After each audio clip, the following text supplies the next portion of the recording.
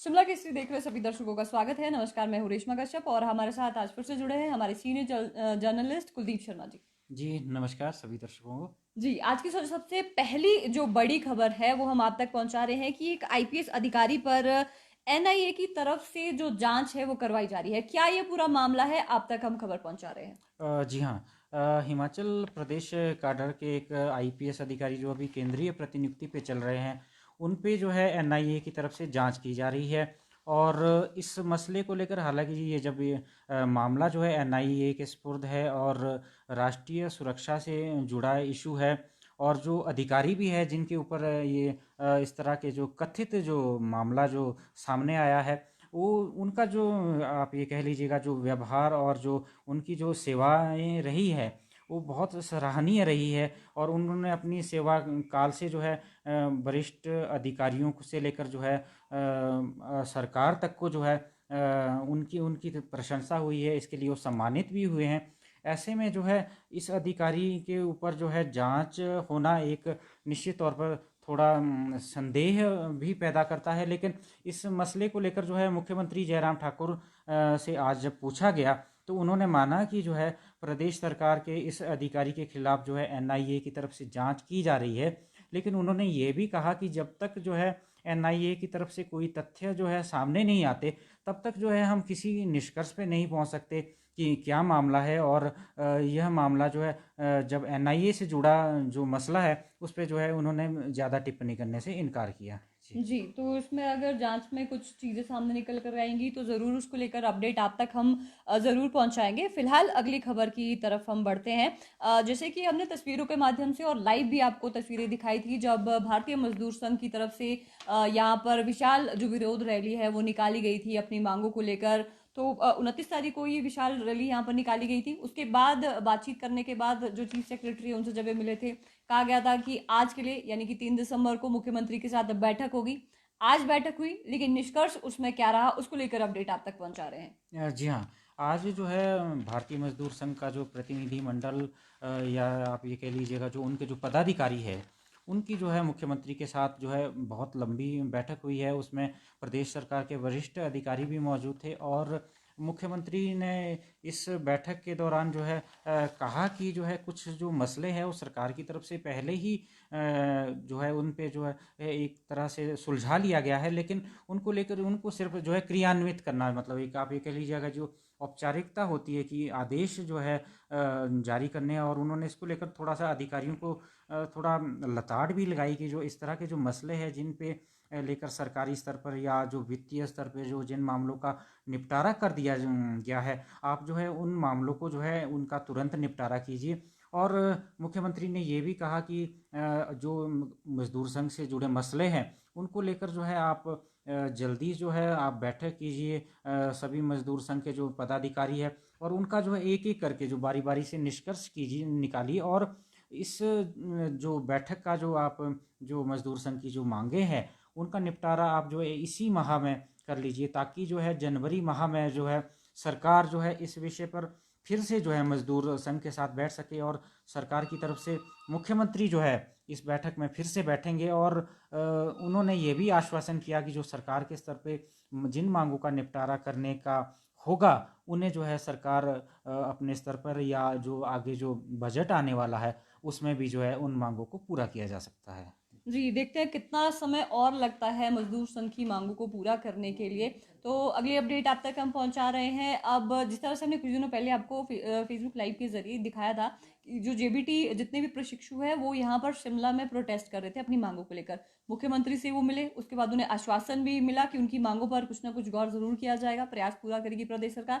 आज जो एएनएम है वो जो है मुख्यमंत्री से मिली है और वो भी चाह रही हैं कि उन्हें भी जेबीटी की तरह जो राहत है यहाँ पर दे दी जाए। तो उसको लेकर हम आपको बताना चाहेंगे कि तकरीबन ये जो एएनएम है इनका एक मजदूर संघ है, माफ कीजिएगा एक बेरोजगार संघ है। ये है महिला स्वास्थ्य कार्यकर्ता बेरोजगार संघ। एक प्रतिनिधि मंडल जो है आज मुख्यमंत्री से मिला था इनकी जो मांगे हैं उनको लेकर। तकरीबन हिमाचल प्रदेश में ये 6,000 ऐसी महिलाएं हैं जो रोजगार के लिए तरस रही हैं। ये कोर्स तो कर चुकी है, जो प्रशिक्षण केंद्र है जहां पर एएनएम के लिए प्रशिक्षण दिया जाता है, लेकिन अभी तक इनने जो जॉब्स आगे निकाली जाती हैं उसमें प्रायोरिटी वहां पर किसी और को दी जा रही है। लाइक जब इनकी जो पोस्ट है वो निकाली जाती है तो वहां पर जो जेएनएम और बीएससी नर्सिंग है उन्हें ज़्यादा प्रायोरिटी या फिर उन्हें जो इनकी जॉब है वो दी जा रही है। तो इसी मांग को लेकर कि जिसके लिए जो वो पोस्ट निकाली गई है फीमेल हेल्थ वर्कर के लिए, तो वहां पर जो एएनएम है उन्हें ही लगाया जाए, ना कि दूसरे जो कोर्सेज से वहां पर प्रशिक्षु आए हैं उन्हें प्राथमिकता दी जाए। इसी मांग को लेकर मुख्यमंत्री से मिली थी, काफी ज्यादा रोष भी उनके अंदर देखने को मिला था।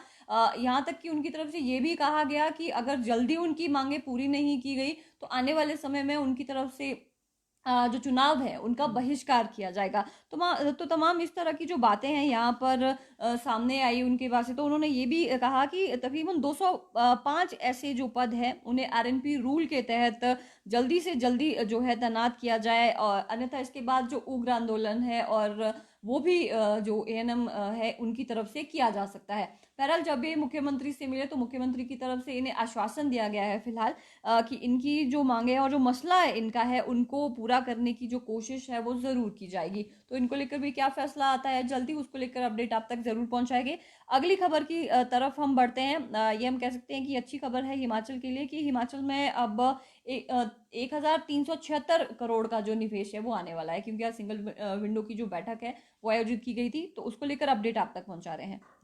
जी हाँ, आज जो है सिंगल विंडो की बैठक, जैसे कि बीते दिन मंत्रिमंडल की बैठक हुई उस दिन प्रस्तावित थी, लेकिन मंत्रिमंडल बैठक में एजेंडा लंबा था। 80 के करीब जो है प्रस्ताव आए थे, उन पे चर्चा हुई, लंबी देर तक बैठक चली मंत्रिमंडल की बैठक। तो इस कारण से जो है सिंगल विंडो बैठक को आज तक के लिए टाल दिया गया था। और इस बैठक के दौरान जो है निवेश के जो है 19 प्रस्ताव आए हैं, जिसमें जो है उद्योगों का विस्तार भी है और नए उद्योग भी लगने हैं। और इसमें जो है लगभग जो है 1376 करोड़ का जो है निवेश होगा। और निवेश के साथ साथ जो है प्रदेश के जो है करीब 2266 लोगों को जो है रोजगार भी मिल पाया, जिसमें जो हिमाचल प्रदेश की जो रहता है कोटा रहता है कि 80% आप हिमाचलियों को रोजगार दो। तो 2266 लोगों को जो है इसमें रोजगार के अवसर भी मिलेंगे। इसमें दवा उद्योग भी है और जो दूसरे प्लांट भी है, चाहे वो सी स्टोर खोलने जैसा मामला है। जैसे हमारा जो सेब बेल्ट है, यहाँ पे बड़े लंबे समय से मांग उठ रही है कि सी स्टोर खोले जाए, क्योंकि जब विदेशी सेब जो यहाँ पर आता है तो उस कारण से जो है यहाँ पे जो सेब होता है उसकी जो है मार्केट डाउन हो जाती है, जैसा इस बार भी हुआ। और बाकायदा बागवानों की तरफ से रोष भी जताया गया। उपचुनाव के दौरान भी इस तरह का जो रोष जो है बागवानों की तरफ से देखने को मिला। तो अब जो है सरकार जो है सी स्टोर खोलने की तरफ आगे बढ़ रही है। ठियोग में ऐसा सी स्टोर खोलना प्रस्तावित है। इसके अलावा जो बद्दी बरोटी वाला नालागढ़ हमारी जो प्रमुख औद्योगिक बेल्ट है, वहाँ पे जो है निवेश के जो है कई प्रस्तावों को मंजूरी मिली है। और उसके अलावा जो दूसरे प्रदेश के जो औद्योगिक क्षेत्र है वहाँ पर भी जो है निवेश होना प्रस्तावित है। जी, इससे पहले भी निवेशकों को आकर्षित करने के लिए प्रदेश सरकार की तरफ से कई जो इवेंट्स है वो जी जी करवाए भी गए हैं। अगर हम बात करें जो एक बहुत बड़ा इवेंट हुआ था उसमें भी निवेशकों का जी के साथ एमओयू साइन हुआ था, लेकिन अभी ग्राउंड लेवल पर कुछ चीज़ें नज़र नहीं आ रही हैं। तो जी अभी काफ़ी कम वक्त रह गया है, सरकार का भी 1 साल कर रह गया है। तो अभी सिंगल विंडो की जो बैठक हुई है उसमें ये जो चीज़ें सारी प्रस्तावित हो रही, क्या आपको लगता है ये धरातल पर उतर पाएगी या फिर जी ये हम कह सकते हैं खाली सिर्फ इस तरह से ये औपचारिकताएं मात्र रह जाएंगी? जी हाँ, निश्चित तौर पर सरकार प्रयास तो कर रही है। हालांकि जो आपने कहा कि जैसे इन्वेस्टर मीट हुई थी, जिसमें प्रधानमंत्री नरेंद्र मोदी भी आए थे, सरकार के शुरुआती के समय में धर्मशाला में हुई थी। और उसमें 96,000 करोड़ के जो है एमओयू जो है विभिन्न जो है देश और अपने विदेश के जो प्रमुख औद्योगिक घराने हैं उनके साथ हुए थे। और उसमें से जो है करीब जो पहली ग्राउंड ब्रेकिंग जो सरकार की तरफ से की गई थी, उसमें जो है 13,500 करोड़ का जो निवेश जो है उसको जो है ज़मीन पर उतारने का काम शुरू हुआ था। तो वो जो 13,500 करोड़ का निवेश जो है उस पे तो जो है धरातल पर काम होना शुरू हो चुका है। उसके बाद जो है सरकार के जो है 4 साल पूरे हो रहे हैं। 27 दिसंबर को कार्यक्रम है मंडी में रखा गया है। हालांकि पीएमओ से अभी मंजूरी ये तो मिल गई है कि प्रधानमंत्री नरेंद्र मोदी इसमें शामिल होंगे, लेकिन जो है स्थल के को लेकर जो है अभी भी मतलब जो है चेंज हो सकता है, इसमें परिवर्तन हो सकता है। हालांकि सरकार की प्राथमिकता यही है कि इसका जो है कार्यक्रम का आयोजन जो है मंडी में ही किया जाए, और इस दौरान जो है 4 साल के कार्यक्रम के दौरान दूसरी ग्राउंड ब्रेकिंग भी होगी, और जिसमें लगभग 15,000 करोड़ के निवेश को सरकार जमीन पर उतारना चाहती। तो ऐसे में आप ये कह लीजिएगा कि जो अब तक जो निवेश जो 96,000 करोड़ के जो समझौते हुए थे, उनमें से जो अगर आप दूसरी ग्राउंड ब्रेकिंग के अमाउंट को जोड़ भी दिया जाए तो लगभग जो है 29,000 करोड़ के आसपास जो है निवेश जो है ज़मीन पे उतरता अभी फ़िलहाल दिख रहा है। बाकी जो औद्योगिक जो इकाइयाँ हैं उसमें विस्तार हो रहा है, उसमें भी हालांकि हज़ारों करोड़ का निवेश आया है। और जैसे आज सिंगल विंडो की बैठक हुई तो धीरे धीरे इस पे भी जो जैसे बात आगे बढ़ेगी, इस पे भी धरातल पे आने की संभावना आने वाले समय में है। लेकिन जिस हिसाब से 96,000 करोड़ के जो समझौते हुए थे, एक बहुत बड़ा अमाउंट था। हालांकि सरकार ने उसी समय स्पष्ट किया था कि इतने समझौतों को धरातल पर उतारना शायद संभव नहीं है, क्योंकि इसके कई कारण होते हैं। कई निवेशक जो है बीच में जो है जब आपको प्लॉट दिखाते हैं या जगह जो स्थल चयन वगैरह होता है उसको लेकर कई बार आपत्तियां दर्ज होती है। तो इस तरह की कुछ दिक्कतें होती है। और बीच में जो कोरोना का जो काल, जो कोविड-19 का जो काल आया 2 ढाई साल का जो है, उस वजह से भी जो है निश्चित तौर पे निवेश को ज़मीन पे उतारने में परेशानी आई है। जी, बहरहाल देखते हैं कि और कितना समय लगता है इन सभी चीज़ों को धरातल पर उतरने के लिए, क्योंकि सरकार के पास वैसे भी काफ़ी कम जो समय है वो रह गया है। तो अगली अपडेट की तरफ हम चलते हैं। अगली अपडेट हम आपको दे रहे हैं मौसम से संबंधित। जैसे कि मौसम विभाग की तरफ से पहले ही अलर्ट जारी कर दिया गया था 2 और 3 तारीख के लिए, और हमने देखा भी प्रदेश के अधिकतर क्षेत्रों में इसका असर भी दिखा। और ऊंचाई वाले क्षेत्रों की अगर बात करें, वहाँ पर स्नोफॉल भी काफ़ी ज़्यादा हुआ, मैदानी इलाकों में बारिश भी हुई, जिसकी वजह से टेम्परेचर काफ़ी ज़्यादा कम हो गया है प्रदेश में। और शिमला और ऊंचाई वाले क्षेत्रों की अगर हम बात करें, शीतलहर की चपेट में आज भी इसी तरह का जो माहौल है पूरा दिन भर यहाँ पर बना रहा। काफ़ी ज़्यादा ठंड शिमला में हो गई है। तो अब क्या है, आने वाले दिनों में फिर से मौसम विभाग की तरफ से अलर्ट जारी किया गया है कि हैवी स्नोफॉल हो सकता है और बारिश भी, भारी बारिश हो सकती है। तो कब के लिए ये अलर्ट जारी किया गया है वो अपडेट आप तक दे रहे हैं। जी हाँ, मौसम विभाग की तरफ से जो है निश्चित तौर पर अगले जो 2 दिन है 5 और 6 दिसंबर मतलब 6 दिसंबर तक जो है प्रदेश के जो ऊंचे और जनजातीय क्षेत्र है वहाँ पर जो है बर्फबारी की संभावना जताई गई है, भारी बर्फबारी की संभावना जताई गई है। और जो शिमला सहित जो निचले और मध्यम पर्वतीय क्षेत्र है, यहाँ पर भी जो है अगर बर्फबारी नहीं होती तो बारिश की जो है संभावना जताई गई है। और हल्की से भारी बर्फबारी जो है ऊंचे क्षेत्रों में हो सकती है। और इसको लेकर जो है बीते दिन आपने देखा होगा कि मुख्यमंत्री जयराम ठाकुर ने सभी जिलों के डीसी से बात भी की है। हालांकि ये जो बात हुई है वो हुई है मुख्य रूप से जो कोविड-19 की जो वैक्सीन की जो दोनों डोजें लगाई जानी है उसको लेकर जो है लक्ष्य के लिए जो निर्धारित किया गया है, उसमें जो 2 दिन जो अब शेष रह गए हैं उसमें जो इस लक्ष्य को पूरा करना है सरकार की तरफ से, तो एक उसकी जो एक तरह से समीक्षा की गई है सरकार की तरफ से। और दूसरा था एक जो ओमिक्रॉन जो वेरिएंट आया है, इसमें के जो मामले जो आपने देखा होगा कि कर्नाटक में जो सामने आए हैं, अब तक देश के अन्य भागों में भी अभी तक जो रिपोर्टेड नहीं हुए, तो उनको लेकर जो है कैसे अगर प्रदेश में इस तरह के अगर जो विदेश से आने वाले लोग हैं उनको कैसे कॉन्टैक्ट ट्रेसिंग करनी है या उनको जो है किस तरह से जो है ध्यान रखना है। और जो मौसम का जो हम आपसे बात कर रहे थे कि जो मौसम को लेकर भी जो है मुख्यमंत्री ने निर्देश दिए कि जो जनजातीय क्षेत्र है, कई बार आपने देखा होगा कि यहाँ पर जो है बाहरी क्षेत्रों से जो है पर्यटक आते हैं, तो ऐसे में जो सैलानी जो है बर्फबारी से प्रभावित क्षेत्रों में जाए ना, कहीं ट्रैकिंग में कोई फंस ना जाए, उसको लेकर भी जो कहा है कि वहाँ पे आप जो है प्रशासन हिदायत जारी करे, पर्यटकों को ना जाने दिया जाए। और कुल्लू, चंबा और जो सिरमौर की जो ऊंची चोटियां है, जैसे कि आज जो मौसम विभाग से जानकारी मिली है वहाँ पर काफ़ी बर्फबारी हुई है। कोकसर में जो है 8 सेंटीमीटर तक बर्फबारी हुई है। अटल टनल रोहतांग है, उस क्षेत्र में जो है बर्फबारी हुई है। टनल से क्रॉस करके आप जाइएगा, सिस्सू है, केलंग लगता है, यहाँ पे बर्फबारी हुई है। तो एडवाइजरी जो है जिला प्रशासन की तरफ से भी जारी की गई है कि कि आप ऐसे क्षेत्रों में ना जाए, क्योंकि फिसलन भी हो सकती है। आप अगर वाहनों को ले जाएंगे तो वाहन भी फिसल सकते हैं, और सैलानी भी जो है इस क्षेत्र, इन जो जनजातीय क्षेत्र रहते हैं यहाँ पे जो है ग्लेशियर खिसकने की संभावनाएं भी हमेशा बनी रहती है। तो ऐसे में आप बचे, और जो बाहर से सैलानी आ रहे हैं वो भी ना जाए। और विशेषकर जो है मौसम विभाग ने इसको लेकर जो है अलर्ट जारी किया है कि आप जो है कम से कम जो 6 दिसंबर तक का जो समय है वो काफ़ी जो है भारी रहने वाला है, और मौसम करवट ले रहा है, बर्फबारी होगी, मौसम और निचले क्षेत्रों में बारिश भी होगी जी। जी हाँ, तो 5 दिसंबर के लिए जो अलर्ट है वो जारी, वैसे 6 तारीख तक, जैसे आपको हमने जानकारी दी कि 6 तारीख तक मौसम वैसे ही खराब रहने वाला है, लेकिन 5 तारीख को येलो अलर्ट जारी किया गया है। हिमाचल प्रदेश के अधिकतर क्षेत्रों के लिए ऊंचाई वाले क्षेत्रों में बर्फबारी होगी और निचले इलाकों में जो बारिश है उसका दौर जारी रहेगा। तो इस तरह से जितने भी जो निर्देश जारी किए गए हैं प्रशासन की तरफ से, उनका ज़रूर ध्यान रखें। घूमने अगर कहीं आप जा रहे हैं तो मौसम खराब हो तो सावधानी ज़रूर बरतें। और जैसे जब पर्यटक आते हैं हिमाचल की तरफ तो वो इस बीच में कहीं जो ट्रैकिंग साइट्स होती है वहाँ पर वो ट्रैकिंग करने के लिए जाते हैं, मौसम खराब हो जाता है तो वहाँ पर वो फंस जाते हैं। काफ़ी हम कह सकते हैं कि उन्हें समस्याओं का सामना करना पड़ सकता है। तो प्रशासन की तरफ से जो भी निर्देश जारी किए गए हैं उनका अच्छे से पालन कीजिए। और जो मौसम है वैसे भी 7 तारीख तक खराब ही रहने वाला है, उसके बाद थोड़ी जो संभावना है मौसम के ठीक होने की वो जताई जा रही है। अगली जो अपडेट है, जैसे हम आपको पहले भी बता चुके हैं कि जो दूसरी डोज लगाने का कल कहा ही गया है कि कल तक दूसरी डोजेस वो पूरी हो, वो दोनों डोज जो है पूरी लग ही जाएगी हिमाचल प्रदेश में।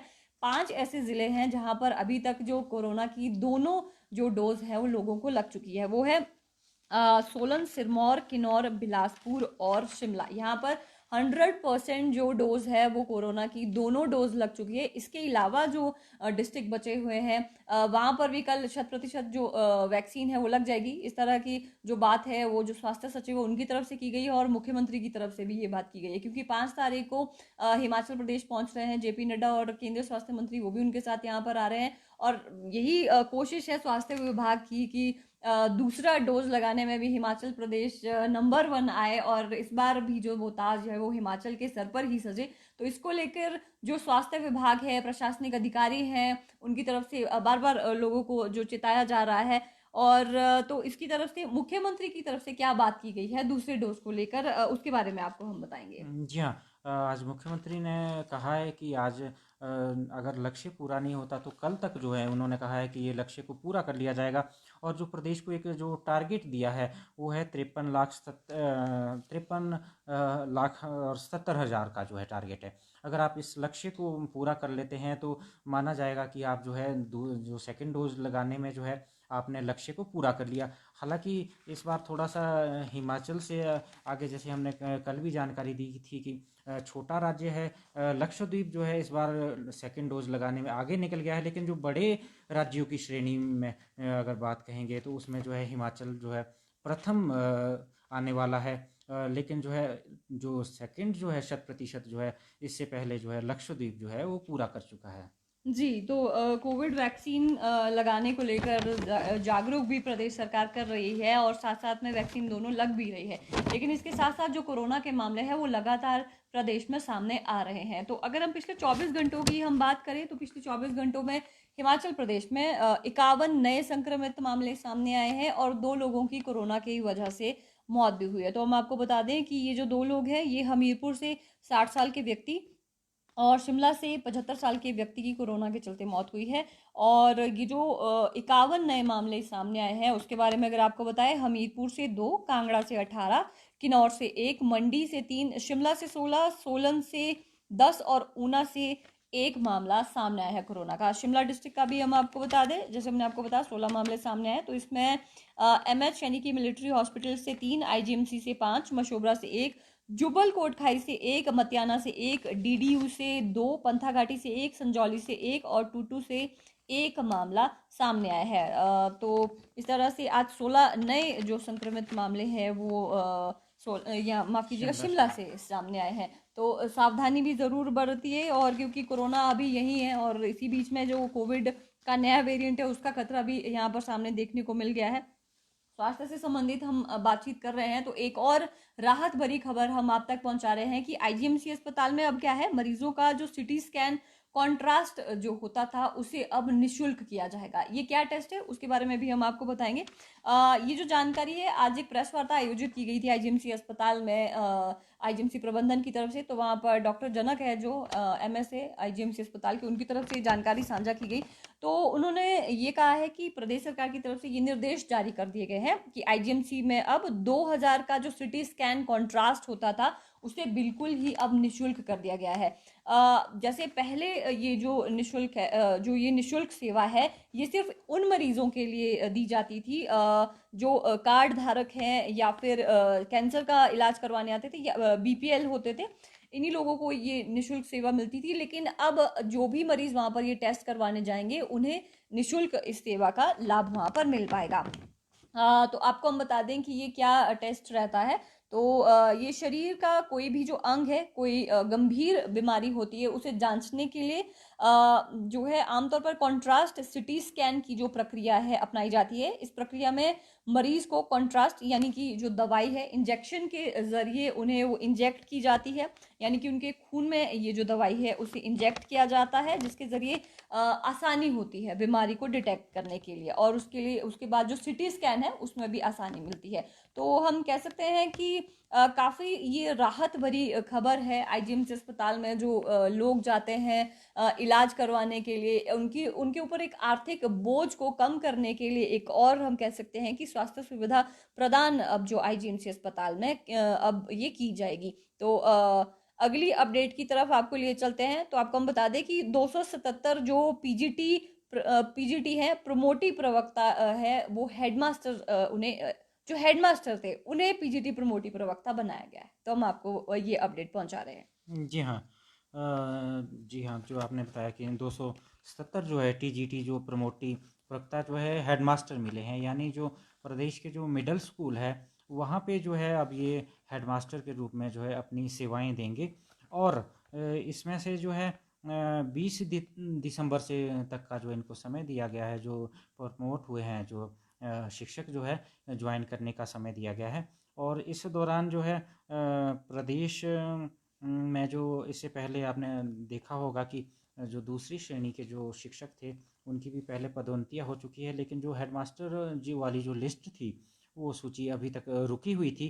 तो आखिरकार जो है 277 जो है शिक्षकों को हेडमास्टर बनने का जो है मौका मिला है और 20 दिसंबर तक का जो है समय जो है इनको ज्वाइनिंग का दिया गया है। जी जी एक कमेंट यहाँ पर आ रहा है नरेश शर्मा की तरफ से, यदि किसी को 10 दिन पहले वैक्सीन का पहला डोज लगाया गया है तो क्या वो कल दूसरा डोज लगा सकते हैं या फिर उसके बाद कब जो डोज है वो दूसरा लग सकता है? जी हाँ सर, क्योंकि इस जी तरह की भी काफ़ी ज़्यादा चीज़ें यहाँ पर जी देखने को हाँ। मिल जी रही है।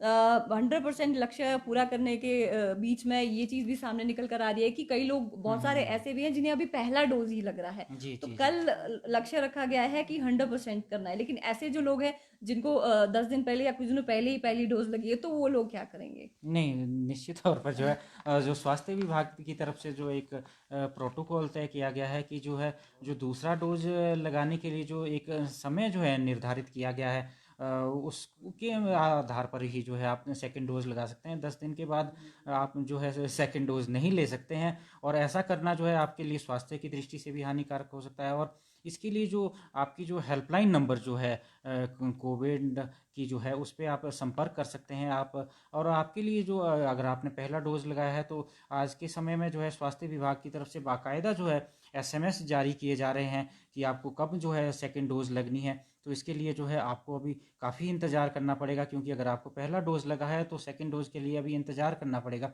और जहाँ तक आपने कहा कि जो है कल तक जो है हम लक्ष्य पूरा कर लेंगे, तो लक्ष्य एक जो निर्धारित किया है कि जो आपने 53 लाख जो 77 हज़ार को जो है लगानी है। तो इसमें जो कई बार आपने ध्यान दिया होगा कि प्रदेश में जो है बाहर से भी लोग आते हैं, सैलानी यहाँ पे आ रहे हैं, माइग्रेट लेबर है जो यहाँ पे जो श्रमिक काम करते हैं, उनको भी जो है वैक्सीन लगी है। लेकिन आप ये जो तय किया गया है कि 53 लाख जो है, इसमें आप ये 100% इस नज़रिए से तो हम नहीं देख सकते कि प्रदेश में 100% जो है प्रदेश में वैक्सीनेट हो जाएंगे। लेकिन जो एक प्रदेश की जो एक आबादी है, एक जो पैमाना है कि जो 53 लाख 77 हज़ार को जो आप अगर वैक्सीनेट कर देंगे जो 18 साल से ऊपर के हैं, तो आपको जो है एक जो केंद्र की तरफ से जो मानक तय किए गए हैं उसमें आपको माना जाएगा कि जो है आपने जो है 100% लक्ष्य जो है तय कर लिया है। लेकिन इसके अलावा जो जिनको अभी फर्स्ट डोज लगी है या सेकंड लगी है, उनको जो है अभी वेट करना होगा, जो जितना भी समय होगा या 2 ढाई महीने का, जितना भी 45 दिन या मतलब स्वास्थ्य विभाग की तरफ से जो है इसके लिए जो समय निर्धारित किया गया है उसके अनुसार ही जो है आपको जो है दूसरी डोज लगानी होगी। ऐसा आप बिल्कुल ना कीजिए, क्योंकि जो है हालांकि अगर आप किसी भी वैक्सीनेशन केंद्र पे जाएंगे तो जब आप अपना आधार कार्ड या टेलीफोन नंबर जो आप जानकारी देंगे तो उसमें आपकी जो है रिकॉर्ड जो है जानकारी सामने आ जाएगी कि आपको वैक्सीन की पहली डोज कब लगी है। लेकिन अगर उसके बावजूद भी आपको रिकॉर्ड पे कहीं गलती से या भ्रमवश इस तरह की नहीं आती है, तो आप बिना चिकित्सकों के परामर्श के जो है दूसरा डोज जो है समय से पहले मत लगाइए। और इसके बारे में जो है सरकार और स्वास्थ्य विभाग से जो अधिकारी जो अधिकृत किए गए हैं उनसे आप जरूर संपर्क करें। जी, उम्मीद करते हैं नरेश जी आपको आपका जवाब मिल गया होगा। तो अगली खबर की तरफ हम बढ़ते हैं। हिमाचल प्रदेश विश्वविद्यालय में कल जो ईसी की महत्वपूर्ण बैठक है वो होने वाली है।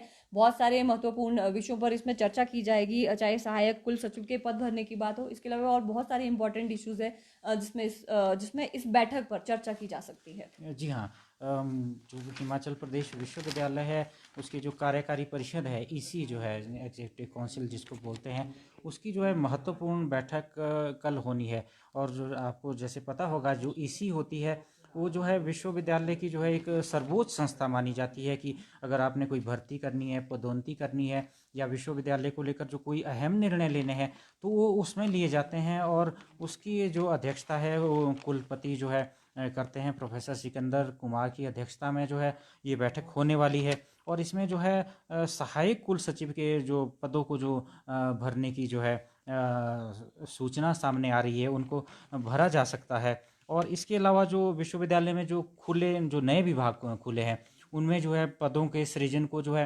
अनुमति दी जा सकती है। और इसके अलावा जो विद्यार्थियों से जुड़े मसले हैं, टीचिंग और नॉन टीचिंग जो है शिक्षकों से और गैर शिक्षकों से जो जुड़े मसले हैं उनको भी जो है मंजूरी प्रदान की जा सकती है। और अहम रहने वाली है बैठक। और विश्वविद्यालय से जो नई भर्तियां होनी है या जो प्रमोशनें होनी है या जो शिक्षकों और गैर शिक्षक जो नॉन टीचिंग स्टाफ है उनके जो पदोन्नति के मामले हैं या जो दूसरे मसले हैं, और जो छात्र जो विश्वविद्यालय से जुड़े हैं, अध्ययनरत है, उनसे जुड़े मसले पे है जो इस पे जो है अहम निर्णय कल जो है लिए जाएंगे।